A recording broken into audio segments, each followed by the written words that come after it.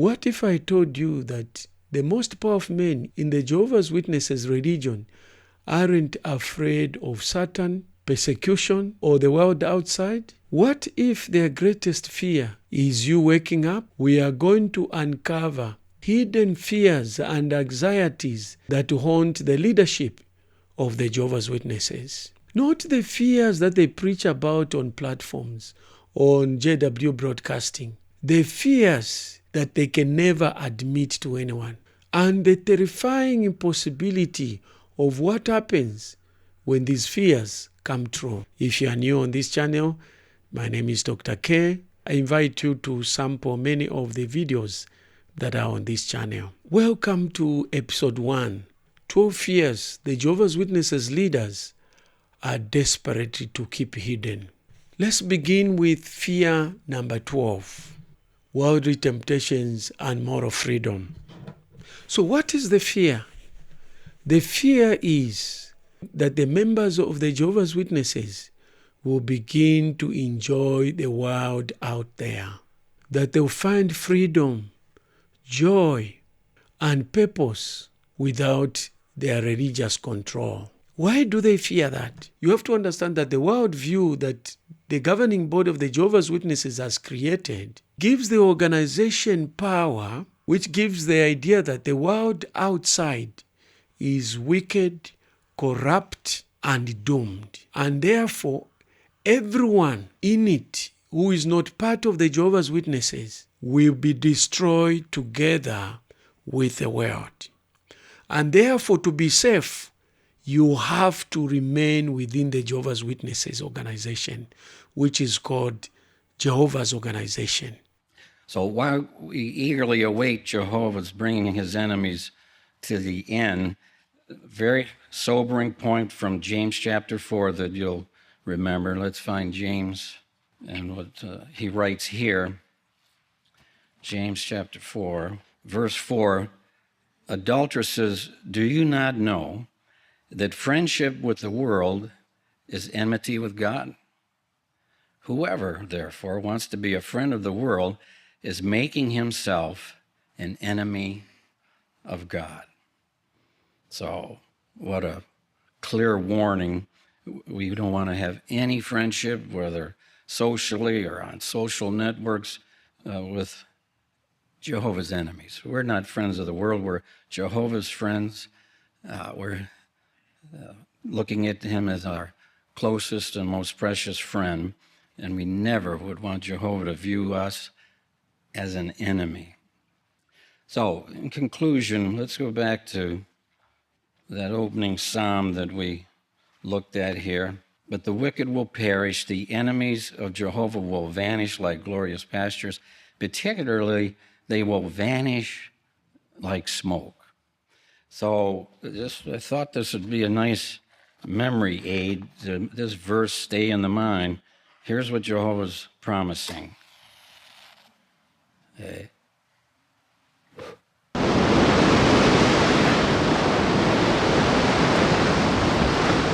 As Jehovah's enemies, they're going to vanish like smoke. If they stop fearing the world outside, the Watchtower loses grip on birthdays, holidays, music, friendships, and dating. Now, these aren't rules, they are barriers, because moral freedom leads to emotional freedom. Is this video making sense to you? And if it is, kindly do me just one favor. Like, subscribe, and hit the notice bell so that when I upload the next video, you will be notified. And you'll be making other people to know about the governing body's 12 greatest fears that keep them awake at night. So the Jehovah's Witnesses has made the fear of the world as one of their selling points. They ensure that they are made distinct from the outside world or from other religious organizations. Here is the clip.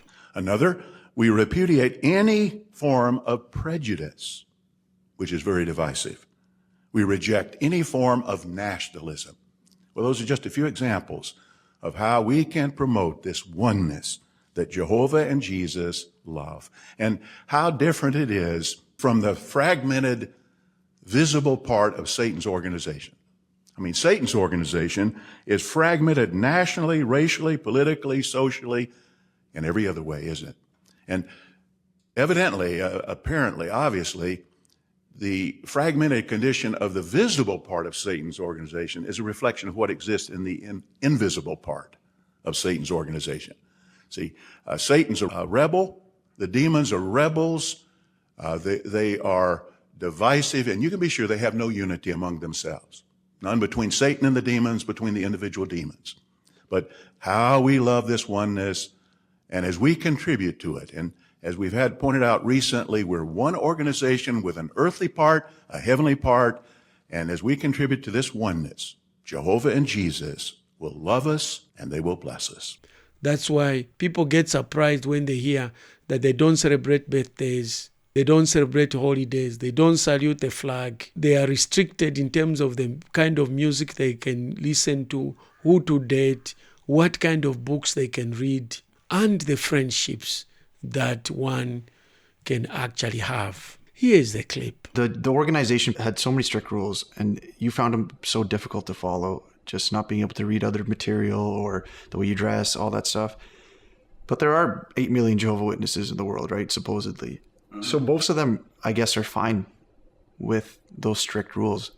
When you really understand to the level that Jehovah's Witnesses are micromanaged in every aspect of their life and how controlled they are, even though they'll say that they're not and they have all their personal freedoms, you don't. Like, you are so controlled and so micromanaged. It literally is like, you know, they talk so much about, oh, the new system coming and paradise. Like, it's actually here, right? You're just trapped in purgatory right now. You're trapped in hell. Get out of there and you can actually have, you know, some joy and happiness, right? And get that out of your life before it's too late. The saddest part is all these people are putting off having a happy life for some future paradise to come. Now, the problem is that when you taste freedom, you stop hungering for approval, and that is a religious approval from the elders. Let's look at how they prevent this fear from becoming a reality. They do so by teaching that the world is under Satan's control, what they call this system of things. So anything that is not Jehovah's Witness is lumped together as this system of things. They also paint a picture that any person who is associating with the people outside the Jehovah's Witnesses is spiritually weak, and also that such a behavior is spiritual failure. Here's the clip. We must know Jehovah well. That means knowing his thinking on matters. We should welcome such an examination and make any necessary changes. For example, let's read 1 Corinthians chapter 15 and verse 33 together. Here we read, "Do not be misled. Bad associations spoil useful habits." As familiar as that principle is, can you think of an area in your life where it's difficult to apply? Hey, John.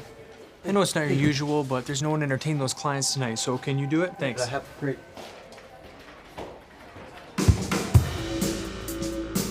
Till then, it wasn't my usual thing.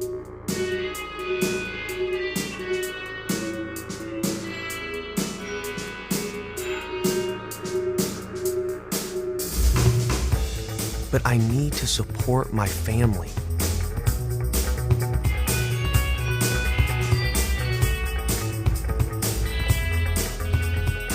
And these aren't really my friends. I can handle it. I think. We're faced with bad associations in subtle ways. This may require us to ask additional questions of ourselves. They also try to prevent this by defining moral success as a strict obedience. And finally, they prevent this by punishing any deviation with guilt, isolation, or disfellowshipping. Here's the clip. Mom's disfellowshipping still feels so raw. Elsa, please speak up. I miss you so much.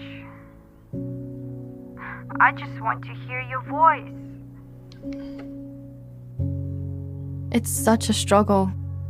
I miss her.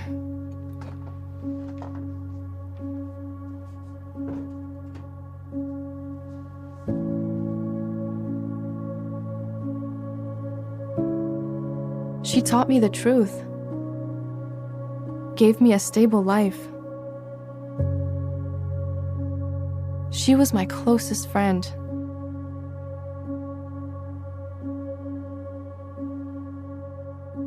What's the harm in just calling once in a while? To chat. Maybe I can even help her to come back to Jehovah. One person who watched one of my videos said they also target you, they label you as a person to be watched. Here's a quote from the Watchtower. World entertainment promotes attitudes and values that are in direct opposition to Jehovah's standards. You hear that? Here's the clip. Maybe it's something very specific. Or maybe bad association is coming from a place we never expected.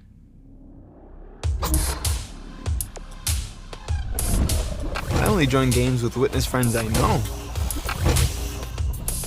But sometimes they connect with people I don't know, who pick games I'm not sure we should play. But maybe my friends know them. So they're probably okay. It's vital that we avoid bad associations. It's important for you to know that Jehovah and Jehovah's organization are conflated. You obey Jehovah by obeying Jehovah's organization, aka the governing body. Here's the clip. What if I told you that Jehovah's Witnesses actually do not worship Jehovah? What if behind the name there is actually something more human than divine that is pulling strings? You talking to me right now, it's like you're talking to Satan. That's correct. I'm attacking God, is what they've said about In the me. view of the church, sitting down with us right now. Yes. So the line between the organization and God are so blurred that these words are used interchangeably. And every time they are talking about the organization, the governing body, they immediately hear them talking about Jehovah. It's so subtle that subconsciously, without even members knowing, you find that the line between the organization and Jehovah is so blurred that when you're talking about one, you are actually talking about the other. This conflation is not an accident. It is deliberate. So it's a psychological ploy where members think that if they leave the organization, they're actually leaving Jehovah, because the God of the Jehovah's Witnesses is confined within the organization. He doesn't exist anywhere else. So you can't save him alone. You can't save him elsewhere. You can only save him in the confinement of the Jehovah's organization. So Jehovah does not exist outside the Watchtower Bible and Tract Society. And this is so subtle that they will not say it, but actually imply it. Now, the story of thinking that you've been serving Jehovah all your life and all of a sudden realize that you are not serving Jehovah is exemplified by an ex-member of the Jehovah's Witnesses by the name of Blue, who appeared on the Light Over Dark channel. Here is a clip of Blue actually highlighting exactly what I'm talking about. By my assessment, the governing body, the leadership of Jehovah's Witnesses, have taken the place of Jehovah God. Sure. And the reason I say that is all in the language that's employed by the members. Like if you asked the witness and you said, hey, you think the governing body is Jehovah, they're going to say, no, that's ridiculous. Of course I don't. But every single thing that refers to the organization is also somehow referring to Jehovah. I'll give you a couple examples. So if you're a witness and you're reading the Watchtower, and the Watchtower says you need to follow Jehovah. Following Jehovah means following the organization. If you want to serve Jehovah, that means serving the organization. If you want to listen to Jehovah, that means listening to the organization. And I feel like it's especially seen in something that people have actually said to us since this has happened. If you leave the organization, you have left Jehovah. So in every single time you turn around, the organization and Jehovah are always conflated. Yep. Always. So, while a witness would say, no, of course the organization is not Jehovah, in effect it is. The authority with which the organization speaks is the authority by which, if Jehovah God himself were speaking, that's what it is. Yeah, it's unconscious. How we love this oneness, and as we contribute to it, and as we've had pointed out recently, we're one organization with an earthly part, a heavenly part, and as we contribute to this oneness, Jehovah and Jesus will love us and they will bless us. We were just at the pool getting ready to go in, and she said to me, "Dad, you made the worst decision of your life." And I said, "What do you mean?" And she says, "You left Jehovah." And I said, "Well, honey, I didn't leave Jehovah. I just said I'm not going to be a Jehovah's Witness anymore." She says, "I think you just made the worst decision of your life." And that was it. That's what she had to say. How old is she? She was 9 then.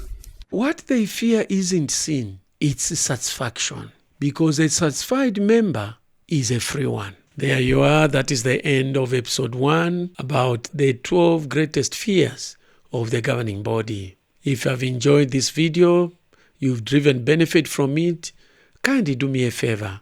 Like, subscribe, and smash the notice bell that when I upload the next video, you will receive a notification. If you want to add anything else which I've left out, kindly put it in the comments below. If you disagree with me as a Jehovah's Witness, you can also put your comments below. But don't just give a general statement. Please make it clear. You need to address a specific challenge. One person just said, "You are just slandering the Jehovah's Witness." I responded to him and said, "Can you specifically tell me which part of the video considers slander?" He came back and said, "No, since every time you post a video, it is against the Jehovah's Witness." I said, "No, that's not what you said. You are now moving away from the discussion. I'm saying, can you tell me anything I said in the video that you think is slander?" The man went quiet. Another one just said, "These are all lies," without being specific. To watch other videos about the impending collapse of the Jehovah's Witnesses, click on this link.